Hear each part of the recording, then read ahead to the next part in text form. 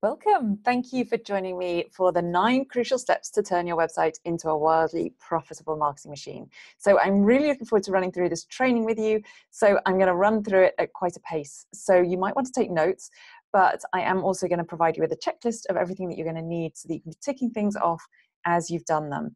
So 40 minutes of training, and then I'm going to give you an opportunity to connect with me on a free 30-minute website Jumpstart session in case you're wanting a hand implementing any of these strategies yourself.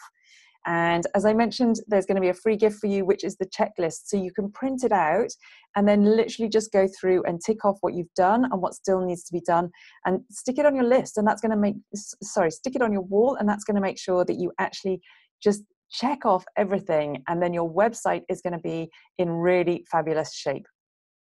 So who is this training for? It's for anybody who wants to get better results from their existing websites. You might be really disappointed with the outcomes that you're having. Perhaps you've got a fabulous website, but it really doesn't seem to be bringing any clients in.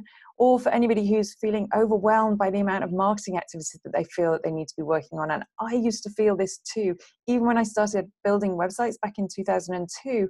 And there really wasn't any of the stuff that there is right now in terms of live streaming and webinars and Instagram stories and, all this stuff that we could be doing right now. There wasn't that in 2002, and yet I still felt overwhelmed. So right now, when there is so much that can be diverting our attention, I want to make sure that you're really focusing on the stuff that's going to make a difference for you right now before you start embarking on all of that other great stuff too. So this is also for anybody who's wanting to create a new website and who's keen to learn what elements are going to work best and what's going to drive those results. As I mentioned in one of the posts that I put out about this training, there's the 20-80 rule, right? And so where we know that 20% of our efforts are going to generate 80% of our outcomes. It's just a question of really nailing down what 20% it is that's really effective and really focusing on it and making it work really hard for us. So that's what we're going to be going through in this training today. We're going to be making sure that you're only focusing on the stuff right now, which is going to drive results and grow your business with your website. So who am I? My name is Vicky Etherington. I'm a small business marketing specialist, and I've been working on web designs and websites for small businesses since 2003. And I'm also a website mentor a website mentor for coaches and therapists, which means that I teach them how to create and manage their own client attracting websites. I wasn't always going to become a WordPress specialist. That just kind of happened through a very odd twist of fate, because when I was working in California in 2002 for a nonprofit organization, we didn't have the budget to pay our web agency to maintain our website. Excuse me. And I recognized that our website was a really critical tool for communicating with our audience and our donors. And so what we didn't want to be doing was paying several $100s every time we wanted to make some kind of change to our website. And so we embarked on a journey of learning how to do it ourselves. And things just kind of snowballed from there, because we had a wildlife artist on our board of directors, and she asked me if I could help show her what we had done on the Conservancy website. And then our PR agency asked me to do the same with them. And that's how I really started recognizing that people wanted to take control of their websites, but they were just too overwhelmed or too frightened about what the implications of that might be. And back then, we didn't have the tools that we have available now. There was nothing like the kind of content resources that we have, and the platforms weren't as intuitive. So we had to literally dig in and learn code, which you don't have to anymore. And that's the real joy of this, which is why about 4 years ago, I started teaching people how they could do this themselves, because you don't need to really get really geeky and roll up your sleeves and get dirty with the code. You can literally be using some of these builders. So in some of the information that I'm going to be giving you today, we're going to be talking about everything that you need to do, the strategies that you need to implement on your website, but you're not going to be needing to learn any kind of code or do anything techie like that. So bright, shiny objects. I mean, I've mentioned them before. There's lots of them. Every week there's something new. I mean, 2017 was the year that I saw really the biggest change in online marketing that I have seen in the entire couple of decades prior to that. Because there is just so much now that we could be getting involved in that could really help us drive and grow our business. But the danger is that we learn about what it is, like let's say messenger bots or let's say webinars. We learn what the implications are going to be, and we learn about the basic setup of how we're going to do it. And often we can really absorb ourselves in that information, but then we don't take any action on it. And even if we do take action on it, it might be that we haven't perfected it yet.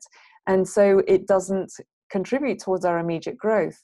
Whereas the techniques that I'm going to show you today, they're all proven techniques and proven processes which will definitely grow your business, and where the platforms are really mature and stable and they're easy enough for you to use and rely on them. So the first thing is you want to create fabulous content. So if you've been on any of my training before, you know I'm a really big advocate for knowing your audience, because if you don't know who it is that you're speaking to, you can't craft really good messaging, and you certainly can't craft content that's going to resonate with them and be really, really powerful for them. So you need to go through some kind of client profiling exercise if you haven't already. And if you don't know how to do that, then please reach out to me. I have some resources that can help you with that. But the content that you're going to create is how you're going to grow your audience, and it's how you're going to connect with them, and it's how you're going to build your following. And this kind of content that you're creating is what's going to draw people in and make them recognize that you are an authority in your field and that you know what you're doing, and you can help them with their challenges and pain points. It is absolutely hands down the most effective way to grow your audience. And you can do that either with or without paid traffic. If you want to escalate the process, you can use paid traffic. So Facebook ads, Google ads, Instagram ads, lots of them. It's really, traffic is now just a commodity that you can buy to get people to see your website. But if your messaging and your content isn't right, it doesn't matter how many people land on your website, they're not going to take any action. They're not going to become clients. I had a gentleman call me quite recently, and he called me and he said, I have a website and I have an SEO agency that I'm locked into a 12-month contract with, and I have a pay-per-click agency that I'm also locked into a 12-month contract with, and I'm getting traffic to my site because I'm paying a lot of money to these agencies, but no one's taking any action. He said, literally, I started with them 4 months ago and I've had 71 prospective leads and none of them were any good. So I asked him for his URL, and he sent me his web address, and I had a look, and it was immediately obvious to me that he really had no clarity around who he was speaking to. And there was so much going on his website that it was really disconcerting. And all I wanted to do was click away. There was no way I wanted to explore what it was that he did. So even if he was able to provide the kind of services that would have been really useful for his clients, they weren't able to ascertain that from his website. So no matter how much traffic he generated to that site, his success rate was always going to be very limited. And so that's why it's really critical that you know your audience and that you're creating content that's going to be really, really valuable to them. The next thing is search engine optimization, because your fabulous content is nothing if people aren't reading it. So you need to be optimizing it so that the search engines can start generating traffic to your site for you. And you don't need to be an expert with this. You can start with the basics. If you're running on WordPress, you can install Yoast, get yourself a sitemap, and install Google Analytics. Those are the 3 steps that you really need to start taking in order to get your SEO up and running. Now, I have a blog post and a video that I've done about the basics of SEO. You don't need to go really in depth with this, but you do need to know how to do some basic keyword research to make sure that you're targeting keywords that people are actually searching for. And you need to know how to make your listing in the search engines look compelling, so that if you show up in Google or Bing or whatever it might be, that you're showing up in a way that is going to make people want to click on the link. Because showing up in the search engine rankings is one thing, but looking compelling and enticing so that people are actually clicking on it is another thing. So all of that is really critical. And I've got a quick 20-minute training that's going to show you exactly how you're going to go through that process. And then once people are on your site, you need to start collecting leads, and you need a system for that. So you want to build your list. And I know this sounds really old school. People have been saying it for so long, but honestly, I wish that I had started building my list sooner. So in order to do that, you want to make sure that you create a unique and compelling lead magnet. Some people call it lead magnet, some people call it freebie, others call it opt-in, first impression incentive, whatever you want to call it. You need something that is going to entice people to download something. It's a transaction. They give you their email address and you give them something in return. And this isn't just a newsletter sign up. So if you have a newsletter sign up on your website, I would really encourage you to look for something that's more compelling for people to sign up to, because gone are the days where people will expect a weekly or monthly newsletter that starts off with issue 45, what's been happening in my business this week. That it just doesn't cut it anymore. People are absolutely bombarded with content. They want to know that what you're going to provide is more interesting and more valuable to them than the likes of some accolade that you have won at an award ceremony, or a new HR person that you've just taken on, or something that's happened remarkable, or a new project that you've just won. So you need to make sure that this is stuff that's really useful for them, because that, in the greater scheme of things, doesn't mean an awful lot to them in terms of growing their business. So once you have got your lead magnet, you then need to integrate it with your email autoresponder. And that's the likes of MailChimp, ConvertKit, Aweber, Infusionsoft, whatever it is that you're using. Hook it up and make sure that you set up a welcome series. So you deliver the lead magnet as soon as someone opts in, and then you have a series that you take them through.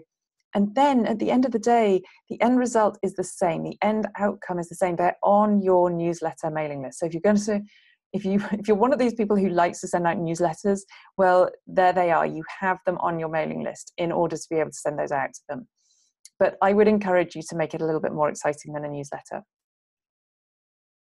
So the next thing is email marketing, and you should be emailing your list regularly. Now, this is something that I have ramped up this year in terms of keeping in touch with my subscribers more frequently. And I'm really encouraged by the results and the engagement that I'm getting on those emails that I'm sending out. You shouldn't worry about unsubscribes, because if you are constantly adding to your list, then it doesn't matter if the occasional person unsubscribes. People do that not because you shouldn't take it personally. People aren't taking umbrage with you. They're literally just bombarded by too much information, and they're just having a clean out of their inbox. So the way that I like to keep on top of topics that I'm wanting to send out to my list on a regular basis is keeping a running notebook of inspiration. And then you can create your content in batches. So you don't need to create it all the day that it's going out. So you could set aside an afternoon, for example, to put together your content for the next week or for the next fortnight. And that just makes it so much more manageable and less overwhelming. The fifth thing on the list is landing pages. And some people will, it's really a very common question I get is, what is a landing page? Well, really simply, it's a web page. It's often referred to as a squeeze page because it doesn't have any navigational links, and it usually just presents one possible call to action. And so that is because you're wanting to squeeze people into taking a certain action. You're wanting them to click on something in particular. So the only thing that they can do when they arrive on that page is click on that particular link or close that browser window down. So for a lead magnet, for example, you're not giving them an option to have a look at your about page or showing them where your testimonials are. You're literally just saying, okay, this is how you opt in. And they click on that link, and it gives them an opportunity to enter their email address and their first name, maybe any other information you're needing, but keep it short. And then you deliver the lead magnet because you've integrated it with your email autoresponder. And then you want to drive traffic to these pages on your site. And you can do this in so many different ways. So internal linking is really, really important for search engine optimization as well. So you want to make sure that on the other pages on your site, you are linking through to your landing pages. And you can also link through from emails, from any of your social media posts, from webinars. When you're networking, you can tell people about them. All this kind of stuff is going to be really, really useful for driving traffic to those landing pages, which in turn is going to grow your list. Now, if you're thinking about, well, why am I growing my list? What's the point of it? You're growing your list because these are the people who eventually are likely to become clients. So it's really highly unlikely that someone's going to land on your website and make a decision that they want to work with you straight away. They need to have an opportunity to get to know, like, and trust you. So before you ask for any major commitment from them, whether that's attending a workshop or having a one-to-one session with you or going on a retreat with you, you want to make sure that they take a little micro step towards getting to know you a bit better. And getting onto your list is that first opportunity too, because then you have opened up a possibility to communicate with them on a regular basis. And then they get to understand what it is that you're offering. They get a better feel for you, and they have more of an opportunity to make a decision as to whether they like you enough to want to work with you. So the sixth thing is lead generation, of course, right? Because we need leads in order for our business to grow. So you need to create a plan for this, and you want to measure what's working from day one. So you want to think about how many times a week you're going to share your lead magnets, how many times a week you will email something to your list, how many times you're going to reach out to warm leads. And like I said before with the email marketing slide, batch as much of this as possible. So you make sure that you have a constant flow of new leads coming to the business, because that is what is going to grow you so much more than anything else is likely to. New leads are critical for the growth and escalation of your business. The next thing is having something to offer. Now, I know that this sounds crazy, but this was something that I struggled with for the longest time, because when I was a web designer, all of my work came through referrals. Everything came through word of mouth. And I operated like that for 12 years. And so I never had a shortage of work. And what this meant was that someone would pick up the phone, say that they wanted a website, and that someone had referred them to me, and could we work together? Okay, great. Well, that to me wasn't really selling something. That was, every proposal that I put together was a customized proposal based on their particular requirements. I didn't have anything that I could say to them, well, okay, this could really help you in the meantime, and at the moment it's only £7. Or, you know, oh, this is a program that I created for someone with similar kind of problems as you, and at the moment it's only £200. I didn't have anything like that. I just had a service that I offered. And so I for a long time, I really struggled with it. And then I started creating programs, and that's when I started really understanding how I was going to have something to offer. But if you don't have your own offering and you're constantly emailing your list, then you're going to attract a tribe of freebie seekers. They're going to always think that you're giving something for free, because if you're constantly doing free training, then they come to expect that of you. So you want to make sure that you have some kind of product that you can offer them. And if you don't have your own product yet, think of something that you could promote as an affiliate. Now, if affiliate is a new word to you, then an affiliate is someone who promotes something on behalf of somebody else and takes a commission for it. And it's a really easy way of making passive income if you're good at it. So let's just say you wanted to become an affiliate of the WordPress Success Bootcamp, which is my 12-week website creation program. What it would mean is that I would give you a unique link that you could then send on to your network, and you would say, hey, Vicky Etherington is just opening the doors to her new WordPress Success Bootcamp, and if you want to check it out, here's the link. And then every time somebody actually went ahead and made a purchase through that link, my affiliate tracking software would make sure that it credited you with the referral commission. And every time somebody actually went ahead and purchased it, then you would get a referral commission. So that's the way affiliates work. The great thing for an affiliate is that they're not actually doing any of the work. They're just promoting it. They're not having to do any of the distribution. They're not having to take any money for it, in terms of they're not having to process the transaction.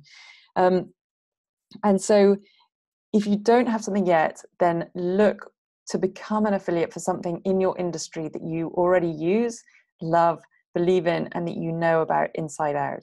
Because you can't just become an affiliate of something that you've never tried yourself, because that's going to really have a massive impact on your credibility if it doesn't work out.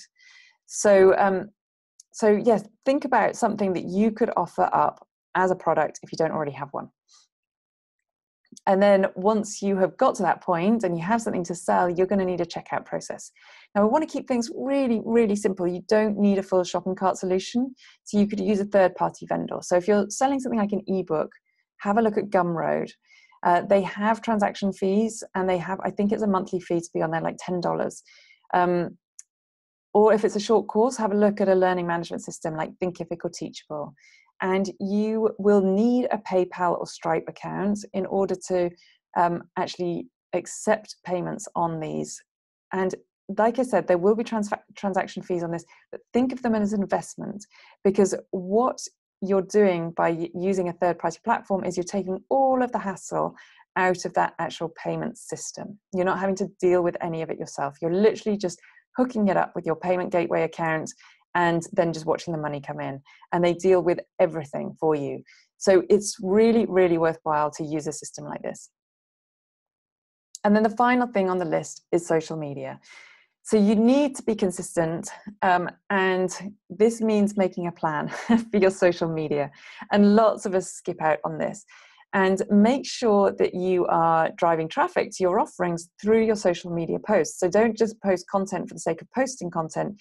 You want to make sure that at the end of every kind of content or every piece that you put out there, there is an action that someone can take that's going to bring them closer to one of your offerings. Now, you can make use of other people's audiences and followings as well by being active in forums and groups. So make use of those, but do recognize that you have limited visibility on these channels. So everyone's been talking about the drop in the Facebook algorithm that's dropping people's organic reach. That's because Facebook basically is running out of space to show people everything. So they're giving preference to things that they think people are wanting to see, things that people are wanting to engage in. So putting something out once, you might only hit 3% of your prospective audience. And so you need to put it out again with maybe a different title or a different image, and at a different time of day. So, and if you have like a 7-day lead time to, maybe you're running an event and you're wanting to promote it, make sure that you're putting a different slant on it every time you're writing a post about it, and making it slightly different, but the end outcome is always the same, that you're driving them to a registration for your event. And if you plan this out in advance, then it's going to make it much easier for you to actually make it happen. Now, the other thing about social media is you don't need to be everywhere. So don't try to be active on all social media platforms. Just master one before you actually try to then move on to something else. And if you are using several different social media platforms, the thing that I would do, and there's lots of different ways that you could do this, but we talked about landing pages, and you're going to be driving people to your landing pages through social media.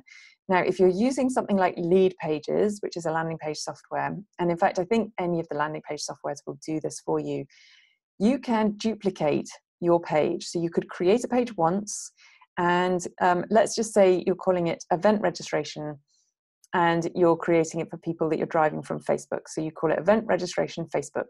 You could duplicate that and call it event registration Pinterest, and duplicate that and have it event registration Twitter, and so on.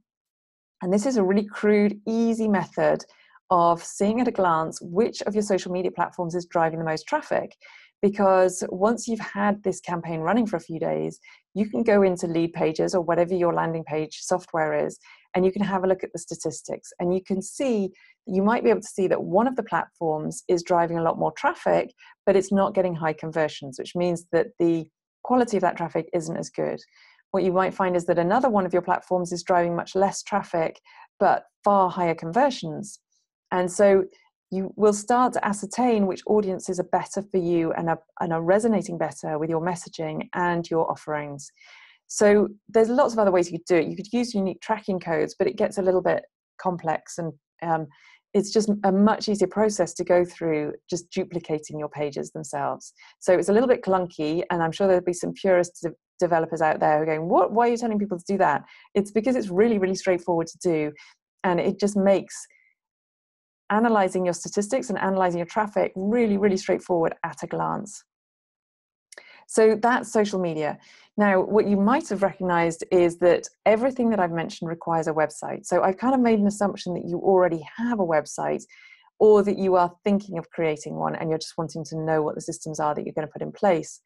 So WordPress is my platform of choice, but really these principles apply across any of the platforms that you could be using. You might have heard of Wix, Weebly, Squarespace, GoDaddy. All these have website builders. Some of them are much better than others, and I have my own opinions about that. And if you want to pick my brains, then you're very welcome to.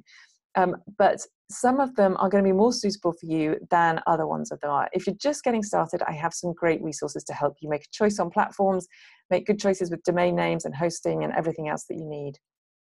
What I would recommend to you is that you have one central hub for all of your online stuff. So don't have a separate blog and a separate website, because what you're wanting to do is make sure that people who are reading your content have an opportunity to explore your website and see what the services are that you offer. And likewise, people who find your website then have an opportunity to recognize that you're creating regular content that's really valuable to them and that really positions you as an authority in your field. So there are some key factors for you to take into account when you're thinking about creating your website. And if you're about to go through a revamp process or you're just embarking on a new project, you want to make sure that you have these 4 things in place. Now, there's lots and lots of, I could give you a massive checklist on things that you should be thinking about with your website, but I wanted to come up with the 4 things that I think are the most critical. And I'll go through these all on the next slides just to explain what they all are. But you want to make sure your website is mobile responsive, and I'll show you what I mean on the next slide. You want to make sure that you use an SSL certificate. Again, I'll explain that in a moment. Ensure that it's scalable so that it can grow with you, and also use a platform that has good search engine visibility. So what do I mean by these? Mobile responsive. In fairness, any website now that is created should be mobile responsive out of the box. But if you are running on a website that has maybe been around for a few years, then, or if you're using an old theme or template, you might find that it's not mobile responsive. And what this means is that the website, if it's not mobile responsive, it doesn't adapt to other devices. So it might look great on a desktop, but look terrible on a mobile, and you just can't click on anything and you can't view anything. So what happens when you are trying to view something that isn't mobile responsive on a mobile phone is you get this horrible tiny text that you can't read, and you find it really difficult to click on any of the buttons. You have to pinch and zoom on any of them to actually make them show up. If it's mobile responsive, then it all tiers down into legible text and clickable links. So the next thing on my list was SSL. This stands for Secure Sockets Layer. And this basically, in a nutshell, ensures that your data is passed between the web server, which is your hosting provider, and your browser privately. So all of the data that goes between the computer, basically, and the hosting provider, the big computer that hosts all of your website files, is encrypted and private. And that means that it can't be intercepted, because what happens if you don't have an SSL certificate is that a hacker or someone with some kind of malicious intent can actually hop in between those communication methods and they can extract the information. So hopefully you wouldn't be transferring data through any kind of form on the website that was really sensitive, but it has been known to happen. So, you know, things like passport numbers or, you know, God forbid, credit card details, that kind of thing. I mean, anyone that is doing e-commerce on their website has to have an SSL certificate.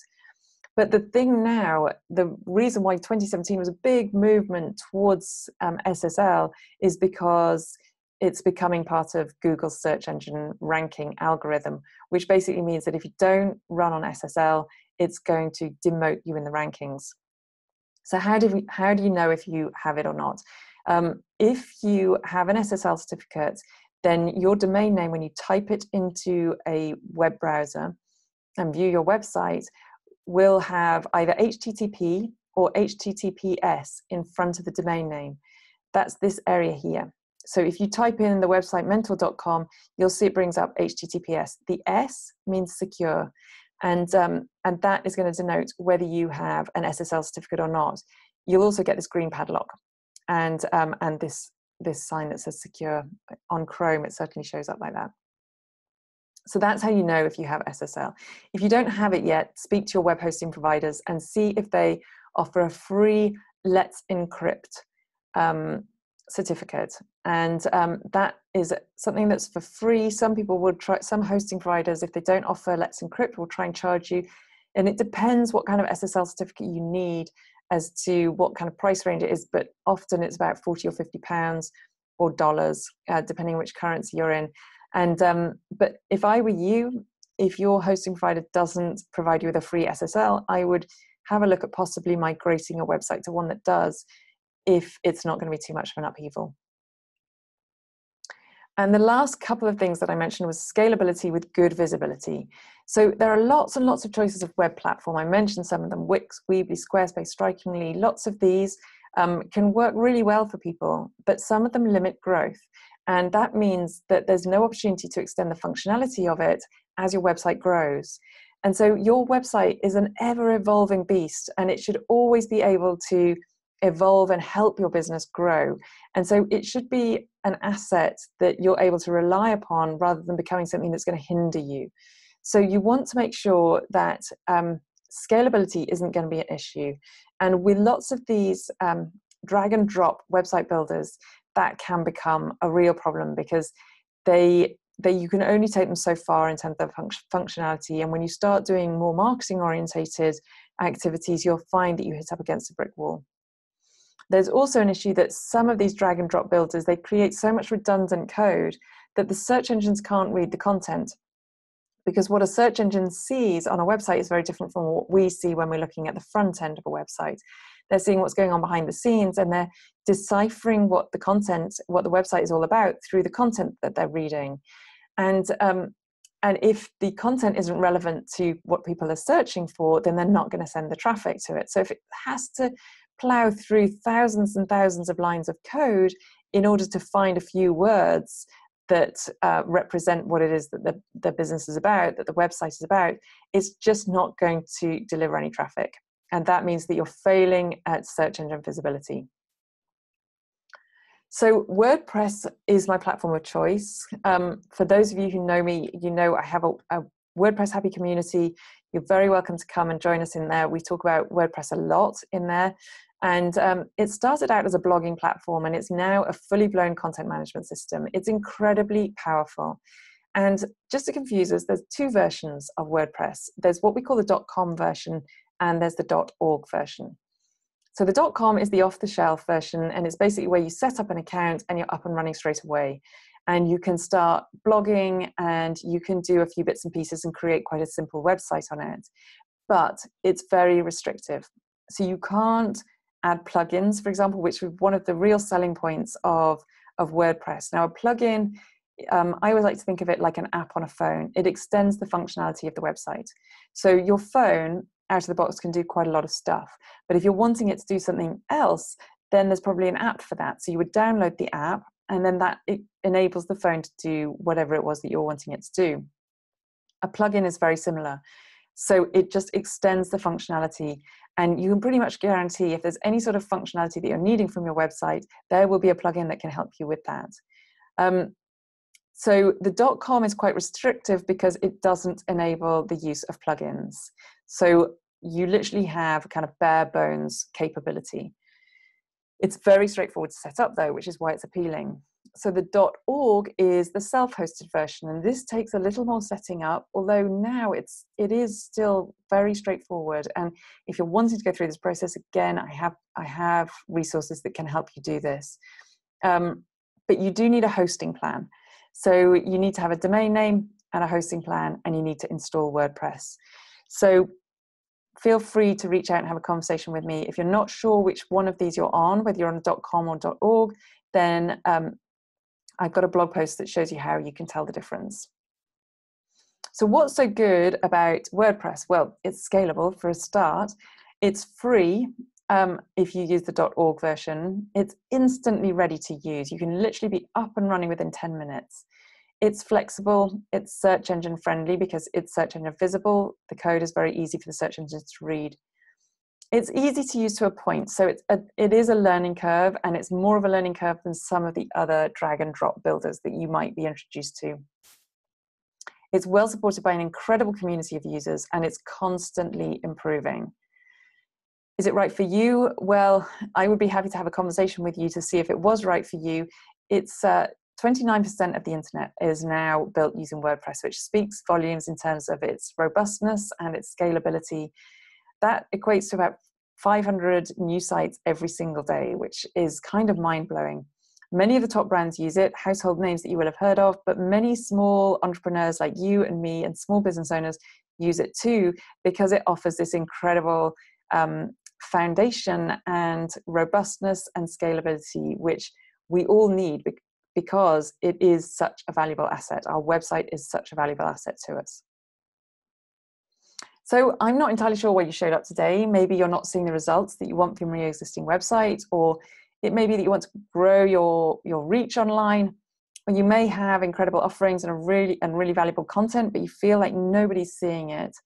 Or it might be that you're just about to build your website and you want to focus on the right areas. So the obvious question is, how can you apply this roadmap and this checklist that we've gone through today on your own site? So you have a choice. You can either take what you've learned today and combine it with some of your existing knowledge, and you can do it your way, which may be slow or using trial and error. Or you can do it quickly using my 12-week signature program, which walks you through every aspect we've taken you through today and shows you how to do it. Literally, you look over my shoulder as I implement these techniques on a website that I'm building out, which means that you end up with something fabulous that you can hit the ground running with and that you're going to be able to move forward really fast with, or something that's a little more quaint, but probably slightly less robust and probably quite a lot slower. So the process, the WordPress Success Bootcamp, is really all about following a step-by-step system, because this isn't rocket science. Really, anyone could build a website now. The tools are available for us all to do this. And I didn't know how to create websites when I first started out, but I obsessed over it because it was so important for us to break free from our web agency. And during the 15 years of working with small businesses, I've developed a proven process to grow their businesses online through the websites. And now you can apply it to using all the techniques that I teach in the WordPress Success Bootcamp. And so if this is something that you would like to learn more about, then I would love to talk you through that on a website Jumpstart session.